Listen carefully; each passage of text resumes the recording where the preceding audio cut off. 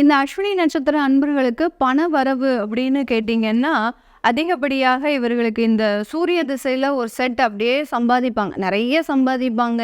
அளவுக்கு அதிகமான ஒரு சம்பாத்தியம் அப்படின்றது இருக்கும்.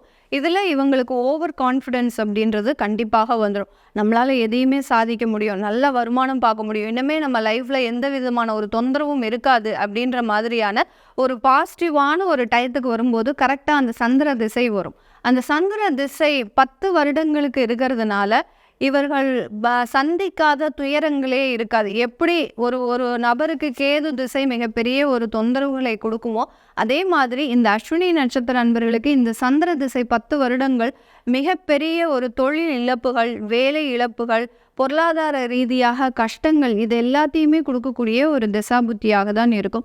இந்த சந்திர திசை முடிஞ்சதுக்கு அப்புறம் இந்த செவ்வாய் திசையில தான் இவங்க மறுபடியும் ஃபர்ஸ்ட்ல இருந்து ஸ்க்ராட்ச்ல இருந்து ஆரம்பிப்பாங்க.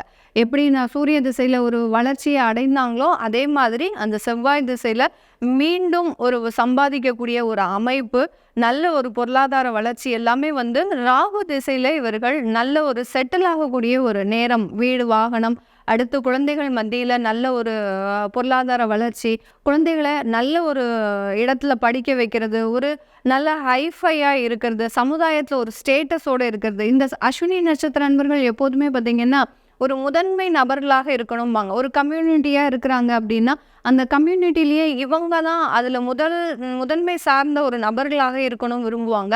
அதிகாரம் மிக்க ஒரு நபர்களாக இருக்கணும் விரும்புவாங்க. அது எல்லாமே இவர்களுக்கு அந்த ராகு திசையில தான் முழுமை அடையக்கூடிய ஒரு நேரமாக இருக்கும்.